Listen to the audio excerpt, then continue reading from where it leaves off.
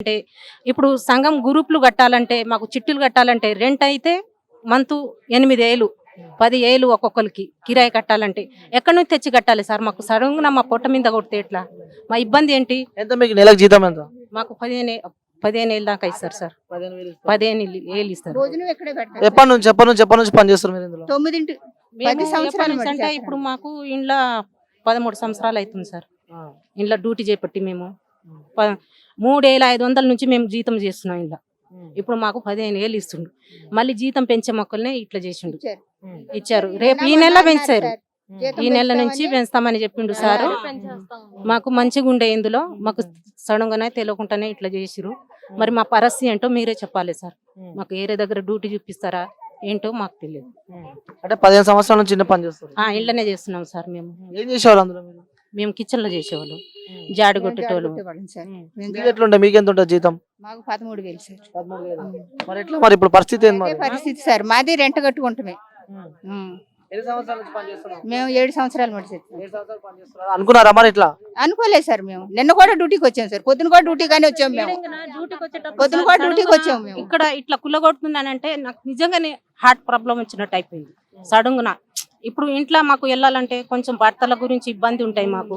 ఒక్కొక్కరు చేసుకోవాలి, మా సంసారం నిలబెడుతున్నాం, నడిపిస్తున్నాం.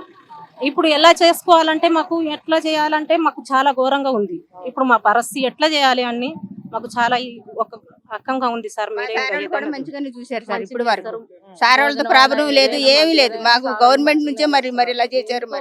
మరి ఇవ్వాలి కదా సార్. మరి ఇట్లా చేస్తురని ఇన్ఫర్మేషన్ ఇస్తే ఏదైనా డ్యూటీలైనా చూసుకునేది. ఇక్కడ చేసుకుంటా డ్యూటీ చేసుకుంటారు, ఏడ చూసుకుంటా అది నడుస్తుంటూ ఉంటాయి కదా. ఇప్పుడు సడన్ గా మాకు బంద్ చేసిరంటే డ్యూటీలు దొరకాలంటే మాకు కూడా కష్టమే కదా. అంటే ఈ రోజు కూడా పొద్దున డ్యూటీ కానీ వచ్చారు అందరూ? డ్యూటీగానే వచ్చాం. వస్తే వద్దనేసి అన్నారు సార్ వాళ్ళు. ఇక్కడ పోలీస్ సార్ వాళ్ళు వద్దన్నారు. వచ్చేసరికి వాళ్ళకి రాని లేదు, పోలు కొట్టేసేస్తున్నారు. ఇప్పుడు మీరే ఇంకా న్యాయం చేయండి సార్. ఎట్లా చేస్తారో ఏంటో మాకైతే గవర్నమెంట్ ఏం చేస్తారో అన్ని వేసుకున్నాం సార్. దీని మీదే బ్రతుకుతున్నాం మేము. అట్లా చీటీలు అవన్నీ వేసుకున్నాం, రెంట్లు కట్టుకోవాలి. ఎంత మంది ఉంటారు మొత్తం ఇందులో? 500 స్టాఫ్ కాకుండా సార్ వాళ్ళు స్టాఫ్ అంతమంది 500 పైనే ఉంటారు. ఇంత మందికి పెడుతుందంటే ఏమైనా ప్రాబ్లమా సార్? ఇంత మంది సార్ వాళ్ళకు పెడుతుండ్రు. అంటే పర్మిషన్లు లేక అక్రమాలు అక్రమేషన్లు లేకుండా ఇట్లా చేసిందంటే ఇన్ని సామాన్లు ఉంటే సామాన్లు అంటే మరి ఎంత సామాన్ పార్టీ 2 రోజులు పార్టీ సామాను పార్టీలు సామాన్లు ఇప్పుడు పార్టీ నడుస్తున్నాయి, పెళ్లిళ్ళు ఉన్నాయి. పెళ్లిళ్ళు కూడా ఈ రోజు ఉండే. ఈ రోజు పెళ్లి ఉండేనా? రేపు పెళ్లి సామాన్లు తెచ్చినారు, మస్తు సామాన్లు ఉన్నాయి సార్. ఆ సామాన్లు అంతా కుల్లగొట్టి తీయమని చెప్పినా మేము కష్టపడేటోళ్ళు కూడా తీసుకునేది కదా. మాకు లోపల కూడా రానియలేరు. మాకు పర్మిషన్ కూడా గింత అయినా పర్మిషన్ తెలియదు. మేము డ్యూటీకి అమ్మకానికి వచ్చినాం, మాకు తెలియదు. ఎన్ని గంటలకు వచ్చారు పొద్దున? పొద్దున 8:30కు వచ్చినాం సార్. 8:40 కల్లా ఇక్కడ ఉండాలి సార్ మేము. అంటే పని ఉందని చెప్పుకొని పని కోసం వచ్చారు. గురించే మేము వచ్చినాం, మాకు తెలియదు అని సడన్ గా ఇక్కడ కుల్లగొట్టిన తర్వాత పోలీసు వాళ్ళు రానిస్తలేరు. అక్కడ సౌండ్ వచ్చేటప్పుడు మాకు తెలుసు. అంటే ఇప్పుడు మనం అలా సామాన్ చూస్తుంటే కూడా సామాన్ అంతా ఎట్టాటు పడేసి ఎట్టాటు మొత్తం కోల్పోయింది. తీసుకోలేదు సార్. ఎంత మొత్తం పాడు చేశారు సార్. ఏమీ లేవు. మీరేం చేస్తారమ్మా అందులో? నేను జాడు కొట్టి కడతాను సార్. జాడు కొడతామండి. మరి మా బతుకు తెరుగు పొగట్టేశారు కదా సార్. ఇప్పుడు మరి అది ఇప్పుడు మేము చాలా ఇబ్బందుల్లో ఉండి ఆంధ్ర నుంచి వచ్చి ఇక్కడ కష్టపడుతున్నామంటే మాకు వీళ్ళ ఆధారం చూపించారంటే మా ఆధారం కూల్చేశారు వీళ్ళు. మరి అదండి. మరి డ్యూటీ చేసినాక మాకు ఉండాలంటే మేము వండుకొని తినాలంటే కూడా మాకు కష్టమే కదా సార్. పిల్లలకి ఏం పెట్టాలి, మేమేం చేయాలి? డ్యూటీలు ఏడ దొరుకుతున్నాయి మాకు? ఏదైనా ఇన్ఫర్మేషన్ ఇస్తే నిన్న మొన్న చెప్పిరు డ్యూటీలు ఉన్నాయని. ఇక్కడ నడుస్తున్నాయి కదా, ఎన్ని సంవత్సరాల నుంచి చేస్తున్నాం, ఎందుకు డ్యూటీ మానేసుకోవాలని మేము చేస్తున్నాం.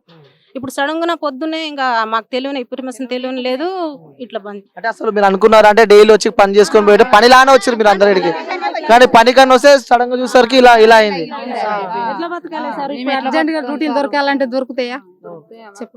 మాకు చెప్పాలి కదా, ఒక నెల ముందన్న చెప్పాలి, 10 రోజులు ముందన్న చెప్పాలి కదా. మేము డ్యూటీకానే వచ్చినాం సార్, డ్యూటీకానే వచ్చినాం. అంటే ఆల్రెడీ నెల స్టార్ట్ అయిపోయింది. మరి నెల జీతం ఎట్లా? మరి నెల స్టార్ట్ అయిపోయింది. జీతాలు పెరిగే సమయం సార్ ఇది. జీతాలు పెంచుతామన్నారు. జీతాలు పెంచాలి. మాకు జీతాలు ఇవ్వాలి కదా, మాకు జీతాలు ఇవ్వాలి కదా. మాకు డ్యూటీలు దొరకదనుక మాకు 5-6 నెలలు జీతాలు కూడా కట్టియాలి.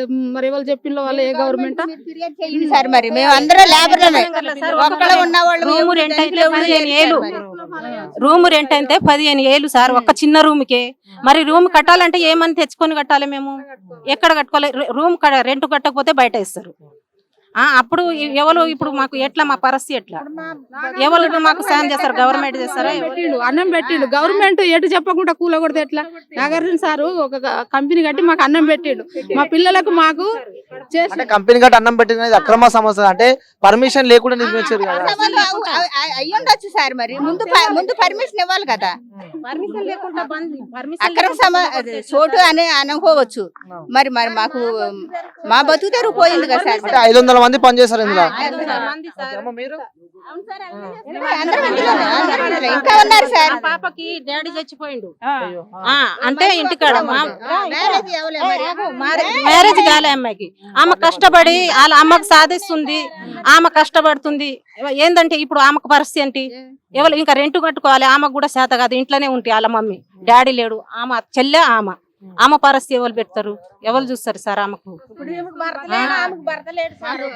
ఎలా పోషించబడతారు సరే ఏం డిమాండ్ చేస్తున్నారు మీరు ఒకవేళ నాగార్జున కనుక ఈ వీడియో చూస్తుంటే సో నాగార్జున సార్ కి మీరు మీ సార్ కి సార్ వల్ల మాకు ప్రాబ్లం లేదు సార్ ఆయన మళ్ళీ ఆయన రికమెండ్ వద్దు ఆయన మాకు బాగానే చేశాడు ఇది కట్టాడు మాకు భోజనం అన్ని బాగానే సౌకర్యాలు అన్ని మేము నిలబెట్టినా అంటే ఆ సార్ వల్లనే మాది అల్ల కష్టం మేము కష్టం పడ్డాం సార్ మేము కష్టం పడ్డాం సార్ ఇచ్చిండు ఆయన వల్ల మేము మంచిగానే బతుకుతున్నాం కానీ మా సార్ వాళ్ళు కూడా అంతే మాకు ఒక ఉపాధి కల్పించాడు సార్ కాకపోతే ఇప్పుడు ఏంటంటే ఇప్పుడు ఇంత సడన్ గా జరిగేలాక మా పరిస్థితి ఏంటనేది మాకు అర్థం కావట్లేదు ఎందుకంటే రెంట్లు కట్టుకుంటాం చిన్న చిన్న పిల్లోళ్ళు మాది ఇక్కడ కాదు సార్ మాది ఎక్కడి నుంచో ఆంధ్రా నుంచి వచ్చి బ్రతుకుతున్నాం ఇక్కడ కనీసం సడన్ గా ఇలా చేసేసేసరికి మాకు ఇబ్బంది ఏం అయింది చేసిండు ఏమన్నా పిల్లలకు జాబ్లు ఇచ్చిండా వచ్చి అన్ని చేసుడు కానీ ఏమైనా ఉన్నదా చెప్పు గవర్నమెంట్ వచ్చి ఏం చేసిండు కాంగ్రెస్ గవర్నమెంట్ వచ్చి వచ్చాడు సార్ రేవంత్ రెడ్డి సార్ మొన్న అవును రేవంత్ రెడ్డి కుమార్తె పెళ్ళప్పుడు ఇక్కడ జరిగినప్పుడు మీరు రా ఉన్నాడు పెళ్లికి వచ్చాడు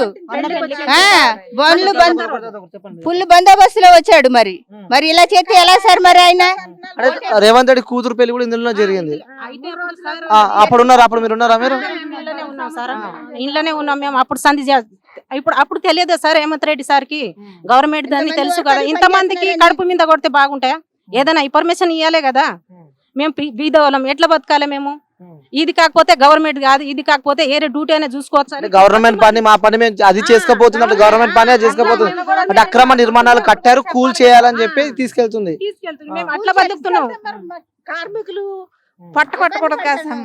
మరి మాకు కూడా ఒక ఆధారం పెట్టి అప్పుడు అక్కడ కష్టం ఉంటే సరే మొత్తానికి అయితే మీరు ఏం డిమాండ్ చేస్తున్నారు ప్రభుత్వాన్ని కానీ లేకుంటే మీ నాగార్జున గారు కానీ ఏం అడుగుతారు చివరిగా మీరు మాకు న్యాయం చేయాలని అడుగుతుంటున్నాం సార్ మాకు న్యాయం చేయాలి ఏడైనా డ్యూటీ అయినా లేకపోతే మాకు జీతమైనా ఇస్తారా అనేటి మేము కోరుకుంటున్నాం మేము మాకు కిరాయి 15 ఏళ్ళు నీళ్ళకు జీతం కిరాయి సగం కిరాయికే పోతాయి మాకు పిల్లల ఖర్చులు చిట్టీలు కట్టాలి చిట్టీలు ఆగరు సంఘం గురిపోలు ఆగరు మాకు ఏం అయినా ఫ్రీ బస్ ఒకటి పెట్టాడు కానీ ఏం చేశాడు సార్ రేవంత్ రెడ్డి గారు అసలు ఫ్రీ బస్ ఒకటి పెట్టాడు అంతే ఏం పెట్టాడు అసలు పేదలకు ఏం చేశాడండి ఆయన ఫ్రీ బస్ ఒకటి లేడీస్ జుట్టు కొట్టుకొని చేస్తారు అందులో సగం కిరాయి దింపినా ఇది చేసినా బాగుండే హేమంత్ రెడ్డి సార్ వచ్చి ఏం చేయలే అందులో సార్ మాకు ఇప్పుడు వచ్చి సడన్గా మాకు కడుపు మీద కాలినట్టు కొట్టినట్టు అయింది మాకు ఇప్పుడు ఏడ మా పరిస్థితి ఏంటి 15 ఏళ్ళు జీతం అంటే ఎంత ఒక 16 ఏళ్ళు 16 ఏళ్ళు 17 ఏళ్ళు జీతం ఇస్తుండు మాకు ఒక భర్త తాగబోతు భర్తలు ఉంటారు మొత్తం సంసారం అంతా ఎల్లగొట్టున్నాం కదా సార్ మేము కష్టపడి మరి ఎవరు చేస్తారు మాకు ఒక్కొక్కరికి 20 ఏళ్ళు జీతాలు ఉంటాయి మాకు నెల నుంచి మీకు జీతం పెరుగుతుందని చెప్పి చెప్పారు పెరిగింది ఆల్రెడీ చేతికి రాకుండా చేయికి రాకుండా వచ్చిన జీతం ఎన్ని సామాన్లు ఉండే సార్ అసలు కిచెన్ లో 2-3 లాడీలు అయితే లింపేది సామాన్లు ఉండే సామాన్లు అన్ని ఉన్నాయా లేకుంటే వెళ్ళిపోయినా కుక్కల మట్టిలో గ్యాసులు చూడు టేబుల్ కుర్చీలు అవి కంప్యూటర్లు టీవీలు బియ్యము అంతా సార్ ఓ స్టోర్ మొత్తము స్టోర్ అంటే సగం ఒక 3 లాడీలు అయితే స్టోర్ సామాన్లు నింపేది మొత్తానికి అయితే కడుపు కొట్టారని చెప్పాను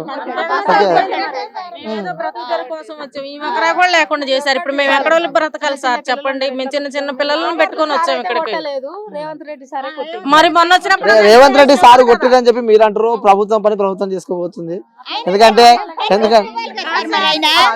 మరి ఆయన ఒక పొజిషన్ లో ఉన్నప్పుడు పేదలకి ఇలా జరుగుద్ది అని ముందే ఇన్ఫర్మేషన్ ఇవ్వాలి కదా సార్ మరి చెయ్యాలి కదా అంటే చూడొచ్చు ఇక్కడ